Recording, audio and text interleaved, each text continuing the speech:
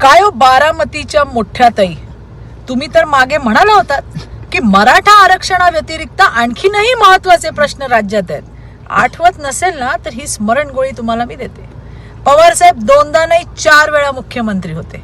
तेच नाही, आतापर्यंत 11 मुख्यमंत्री मराठा समाजाचे होऊन गेले. का नाही दिलं हो तेव्हा मराठ्यांना आरक्षण? तुम्ही आपल्या 50 वर्षाच्या कारकिर्दीत पवार साहेबांनी अनेक मोठी पदं भूषवलीत आणि राज्यातही त्यांच्याच विचाराचं, त्यांच्याच मार्गदर्शनात 15 वर्ष सरकार होतं. तेव्हा का नाही हो तुम्ही दिलत मराठ्यांना आरक्षण? 2014 ते 2019 मध्ये पहिल्यांदा 14% आरक्षण मराठ्यांना देवेंद्र फडणवीस यांच्या सरकारने दिलं. पुढच्या 2.5 वर्षात तुम्हाला आणि तुमच्या महाविकास आघाडीला ते टिकवताही आलं नाही हो. त्यावर बोला हो बारामतीच्या मोठ्या ताई. पुन्हा महायुतीचं सरकार आलं आणि मुख्यमंत्री एकनाथ शिंदेच्या नेतृत्वात पुन्हा एकदा 10% आरक्षण मराठा समाजाला दिलं. आणि मोठ्या ताई, तुमच्या सरकारने बंद केलेल्या अण्णासाहेब पाटील महामंडळाची पुनर्रचना सुद्धा 2014 ते 2019 मध्ये देवेंद्रजी मुख्यमंत्री असताना त्यांनी केली हो.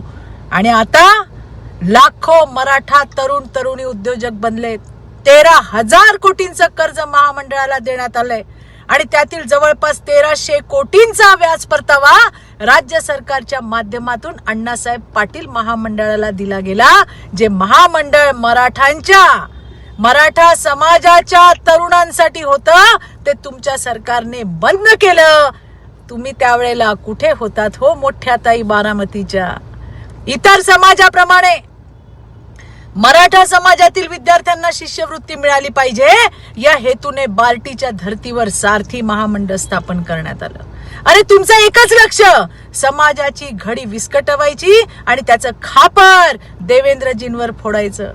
लक्षात ठेवा, काल आंदोलकांनी तुमच्या तोंडावर सांगितलं मराठ्यांचं वाटोळं पवार साहेबांनी केलं.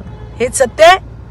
आरक्षण न देता तरुणांची माथी भडकवली, त्याचे पडसाद आहेत हे मोठ्या ताई बारामतीच्या.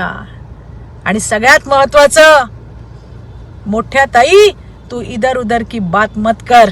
जरांगेची मुख्य मागणी ओबीसीतून मराठ्यांना आरक्षण द्या. यावर तुमच्या गटाची काय भूमिका आहे ते एकदा राज्यासमोर स्पष्ट करा.